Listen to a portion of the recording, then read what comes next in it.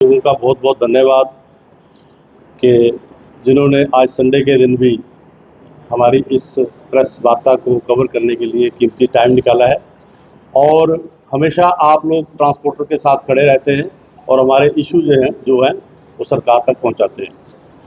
तो सबसे बड़ी जो आज की ये बात थी कि हमने Jammu Kashmir transport welfare association का गठन किया है।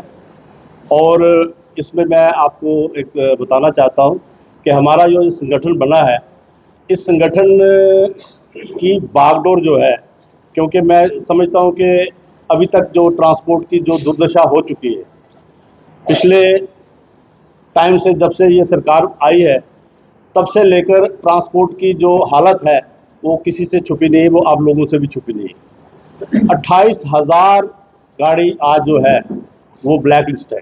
28,000 गाड़ी, जिसकी बागडोर पकड़ने के लिए, जिसका इशू हल करने के लिए हमारे पास कोई ऐसा साधन नहीं है, कोई ऐसा बंदा नहीं है, कोई ऐसा शख्स नहीं है, कोई शख्सियत नहीं है जो इस चीज़ को आगे लेकर चले। उसके लिए मैं ये भी बात थोड़ा सा शेयर करना चाहता हूँ कि जिस समय पहले आपको पता है कि ये इशू उठा था ब्लैक लिस्ट का, उसमें स्कूटी कार भी है, आप लोगों की गाड़ियाँ भी जो है उसमें ब्लैक लिस्टेड है। तो उस समय हमने ये कहा था कि एक तो पीछे जो गाड़ी निकलती है उसके पीछे से जो फोटो लिया जाता है और वो चालान का कारण बनता है, तो उस चीज़ के लिए हमने बड़ी जद्दोजहद की थी। तो मुझे याद है उस समय डिविजनल कमिश्नर साहब को हम मिले हैं पूरी कमेटी, और हमारी अध्यक्षता जो है चेयरमैन सरदार अजीत सिंह जी ने की थी, और बहुत बेखूबी के साथ उन्होंने उस समय किया था कि 85 गाड़ियाँ, मतलब 85 चालान, एक गाड़ी को अगर 85 चालान होंगे तो भी वो गाड़ी जो है ब्लैक लिस्ट नहीं होगी। लेकिन उसके बाद जो बदकिस्मती ये है कि आज अगर एक चालान भी हो रहा है तो गाड़ी जो है ब्लैक लिस्ट हो रही है, जिस वजह से हमारे पूरे ट्रांसपोर्ट के जो हमें ये जिन्होंने हमें ये ताकत दी है कि हमें प्रेसिडेंट बनाया है, और हम लोगों ने सबने मिलकर, पूरे ट्रांसपोर्ट खित्ते ने मिलकर सरदार अजीत सिंह जी को एक ही आवाज में अपना चेयरमैन नियुक्त किया है।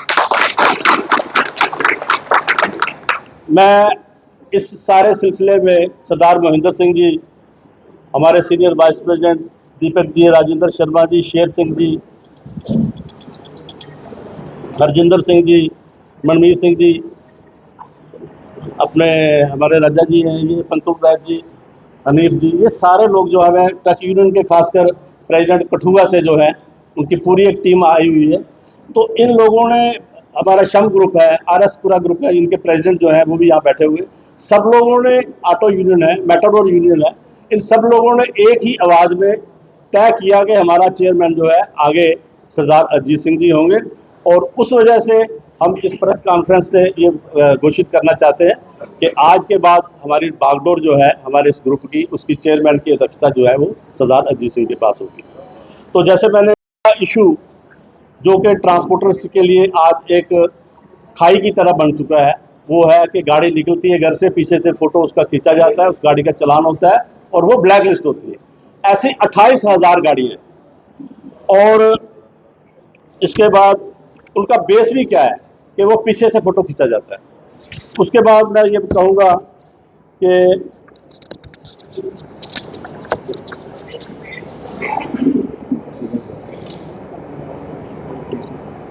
जैसे कि ई बसेस आई, ई बसेस का इन्होंने किया कि हर एक रूट पर बेशुमार गाड़ियां, पहले जब अजीत सिंह जी थे तो लिमिटेड गाड़ियां की जो है परमिशन दी गई थी कि गाड़ियां 2, 4, 5 एक रूट पे चलेगी।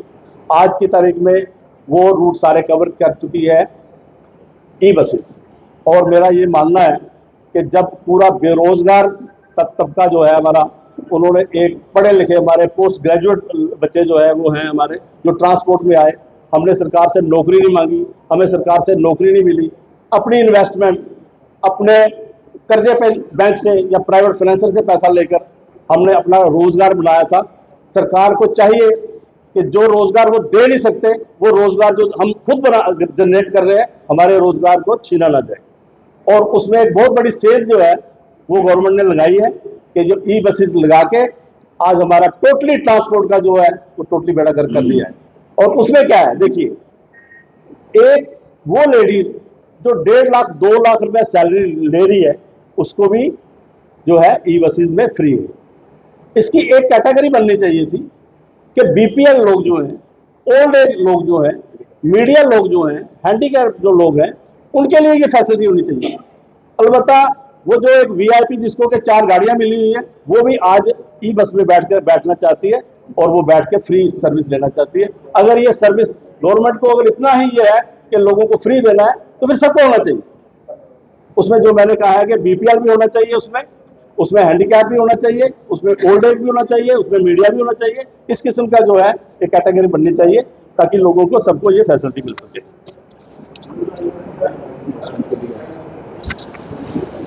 गवर्नमेंट हमें हर अड्डे में जैसे मैं रेलवे स्टेशन से हूँ, मैं 1 करोड़ रुपए के करीब किराया देता हूँ। हमारा एयरपोर्ट टैक्सी यूनियन है वो भी 1 करोड़ रुपए किराया देते हैं 1 साल में। तो इसी तरह हर एक अड्डे पर अड्डा फीस दी जाती है, और चाहे वो बस स्टैंड है, चाहे वो हमारा ब्यूरोस में बस स्टैंड है, कोई भी अड्डा है हम उस अड्डे की फीस देते हैं। तो अगर उस अड्डे की फीस लेने वाली अथॉरिटियां जो है, एक छोटी सी पुली जो है, आज देखिए कि पूरा बस स्टैंड एक पुली पे डिपेंड है जो कि पुली टूटी हुई है, और कितनी कोशिश करने के बावजूद भी वो एक सिर्फ मैं ये छोटी सी बात है, चलो मैं प्रेस कॉन्फ्रेंस में और ट्रांसपोर्ट यूनियन की तरफ से एक छोटी सी बात रखकर कि एक पुली की बात कर रहा हूँ। तो पोजीशन ये है कि टोल टैक्स हमारे से, हर एक टैक्स हमारे से, हर फैसिलिटी हमारे ऊपर, इलेक्शन आती है या कोई इवेंट आता है तो हमारी गाड़ी जा रही है जिसकी करोड़ों रुपया पेमेंट जो है अभी तक बैलेंस है। हर एक वो, चाहे अब जंग छिड़ी थी तो बॉर्डर पे कौन जा रहा है गाड़ी रेस्क्यू करने के लिए लोगों के लिए, वो ट्रांसपोर्टर है। लेकिन जहां से ट्रांसपोर्ट की गाड़ी चलती है वहां पर एक छोटा सा रास्ता भी ठीक नहीं किया जाता है। और वो मैं इसलिए कहना चाहता हूं कि ट्रांसपोर्टर को कोई ऐसी साजिश के तहत टोटली खत्म करने की साजिश की जा रही है कि ट्रांसपोर्ट जो है, प्राइवेट ट्रांसपोर्ट जो है, ये कैसे खत्म हो। तो इससे पहले भी सरकारें रही हैं, लेकिन इस सरकार का नजरिया जो है वो ट्रांसपोर्टर के मुतल्लिक क्या है, ये ट्रांसपोर्ट पॉलिसी में आना चाहिए। कोई ऐसे इशू आने चाहिए सामने कि बेसिकली जो ये ट्रांसपोर्टर है, जो कि रीढ़ की हड्डी मानते हैं, आप लोग भी मानते हैं कि अगर ये रीढ़ की हड्डी है, लोगों की फैसिलिटी के लिए ट्रांसपोर्ट है, तो इसकी फैसिलिटी के लिए क्या है। मैं ये कहना चाहता हूं कि देखिए, बहुत एक दुखद इंसिडेंट हुआ पहलगाम का। पहलगाम में जो हुआ वो बहुत शर्मनाक था। वो पूरे हिंदुस्तान का, हमारा खासकर जम्मू कश्मीर के लोगों का सर शर्म से झुक गया और लोगों के घर तबाह हुए।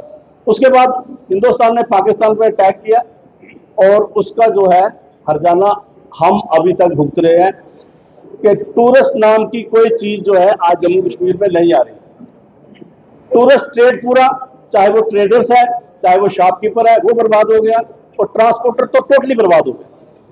ट्रांसपोर्ट को देखिए, ट्रांसपोर्ट पूरा खड़ा था, आज भी खड़ा है, और हम भारत सरकार को इसकी शाबाशी देते हैं कि पाकिस्तान की जो उन्होंने धज्जियां उड़ाई है वो एक मुबारक की बात। इसी बात में मैं जोड़ता हुआ ये कहूंगा कि अमरनाथ यात्रा, हमने सोचा नहीं था कि अमरनाथ यात्रा भी हो सकती है इस साल, लेकिन भारत के प्रधानमंत्री, home minister, J&K government, J&K के हमारे माननीय एलजी साहब, प्रशासन ने, पूरा सिक्योरिटी फोर्सेज ने वो यात्रा जो है कंप्लीट कराई। चाहे वो यात्रा कुछ ही परसेंट थी, मतलब 20% के करीब वो यात्रा हुई है, लेकिन ये एक मुबारक की बात थी कि उन्होंने ये यात्रा कराई। और पूरा ट्रांसपोर्टर, मेरे ख्याल कश्मीर में भी आम लोगों ने उसका स्वागत किया है, पूरा ट्रांसपोर्टर इसके साथ खड़ा रहा। लेकिन मेरा ये मानना है कि अगर हम हर दुख सुख में ट्रांसपोर्टर खड़ा है, तो ट्रांसपोर्ट के लिए इस सरकार को, भारत सरकार को कुछ ऐसा कुछ करना चाहिए, इस जेएंडके गवर्नमेंट को कुछ ऐसा करना चाहिए कि ये जो तबका है जो लोगों के काम आता है, अगर किसी ने स्कूल जाना है, अगर कोई बीमार है, लेबर यहां से वहां जा रही है, कोई भी काम ट्रांसपोर्ट के बिना नहीं, और अगर ये ट्रांसपोर्टर उस अपनी ड्यूटी को निभा रहा है, तो इस ट्रांसपोर्टर के लिए कोई स्पेशल पैकेज होना चाहिए। कोई ऐसा पैकेज आना चाहिए जिसमें हमारे टैक्सेस जो है माफ हो। ऐसा पैकेज आना चाहिए कि हमारे जो लोन है उनमें 2-2, 4-4 किस्तें ही चाहे आप इस समय छोड़ना चाहें, वो उसको एक घोषित करना चाहिए कि इस टाइम का इंटरेस्ट नहीं लगेगा। कुछ ऐसी एक पॉलिसी आनी चाहिए जिससे ये ट्रांसपोर्ट जो है ये बच सके। तो मेरा ये कहना है कि अच्छा देखिए, वंदे भारत ट्रेन जो है पहले सबसे ये बड़ी बात थी कि हर एक ट्रेन जो है जो जम्मू आके रुकती थी तो पूरा जम्मू इस पर जिंदा था, ट्रांसपोर्ट जिंदा था। जम्मू में लोग आते थे, सारे बाजारों में जाते थे, सारा बाजार जो है उसमें जो है बेनिफिट लेता था। लेकिन आज की जो हमारी बदकिस्मती है कि धीरे धीरे सभी ट्रेन जो हैं कटरा पहुंच गई और अब कटरा से कश्मीर पहुंच गई। हम तरक्की के खिलाफ नहीं है, तरक्की होनी चाहिए, तरक्की होती रहेगी, हम उसके साथ हैं। लेकिन हमारा ये मानना है कि हर तरक्की के साथ, देखिए गवर्नमेंट की एक पॉलिसी होती थी कि जिस जगह से कोई रेडी फड़ी उठाई है उनको एक पक्की दुकान दी जाती थी, ऐसा हुआ है जम्मू में। तो अगर ट्रांसपोर्टर्स पिस रहा है, अगर ट्रांसपोर्टर्स जो है अगर ट्रेन जाने से कुछ उसका इतना बड़ा लॉस हुआ है तो इसकी लॉस की भरपाई करने के लिए पूरे जम्मू के लिए, पूरे जम्मू कश्मीर के लिए कुछ ऐसा करना चाहिए था जिससे हमें बेनिफिट हो। और मैं ये समझता हूं कि वंदे भारत ट्रेन जो है अगर कश्मीर कटरा से जा रही है कश्मीर तो उसका एक बेनिफिट है कि कटरा तक लोग आएंगे, फिर वो ट्रांसपोर्ट को यूज करेंगे, टैक्सी को करेंगे, बस को करेंगे, वो जम्मू आएंगे और जम्मू में रुक सकते हैं जम्मू को देखने के लिए। लेकिन अगर वो ट्रेन सीधी दिल्ली से श्रीनगर पहुंचती है और श्रीनगर से दिल्ली पहुंचती है तो उस ट्रेन का जम्मू वालों को कोई फायदा नहीं होगा। तो ये ट्रेन जो है, ये ट्रेन जम्मू से नहीं चलनी चाहिए, ये ट्रेन जो है कटरा से चलनी चाहिए। और इसके अलावा इंटरस्टेट में जो यहाँ पर आकर टेम्पो ट्रैवलर और बहुत सी गाड़ियां जो है यहाँ पर टैक्सी, इवन के बसेस जो काम करती है वो एक बार टैक्स देके आती है, उसके बाद यहाँ से जाती नहीं है, जिसकी वजह से हमारा जो ट्रांसपोर्ट यहाँ का जम्मू का है वो पूरी तरह क्रश हो चुका है। उसके लिए हमने सरकार को बोला था इन गाड़ियों को चेक कीजिए, इवन के उसमें हमने इनको नंबरिंग भी दी थी कौन सी गाड़ियां बाहर से आई है। कुछ गाड़ियां को चलान हुए या कुछ गाड़ियां सीज हुई, लेकिन उस पर भी अभी बहुत बड़ा काम करना भी बाकी है और सरकार को इसमें भी इनिशिएटिव लेना चाहिए। अगर आप दांतों की किसी भी समस्या से परेशान हैं और महंगा डेंटल ट्रीटमेंट करवाने में असमर्थ हैं, तो अब आपके लिए डेंटल केयर सेंटर लेकर आया है विशेष ऑफर। अब किसी भी महंगे दांतों के उपचार पर आपको मिलेगा 50% का विशेष डिस्काउंट, जबकि हमारे यहाँ शुक्रवार को दांतों की हर समस्या को मुफ्त में देखा जाएगा। हमारा पता है dental care centre 2, satellite enclave, near Shiv temple lane, Sunjwan road, Jammu. Mobile number 9419102596। Jammu Kashmir की खबरों के लिए जुड़े रहिए GK अपडेट के साथ।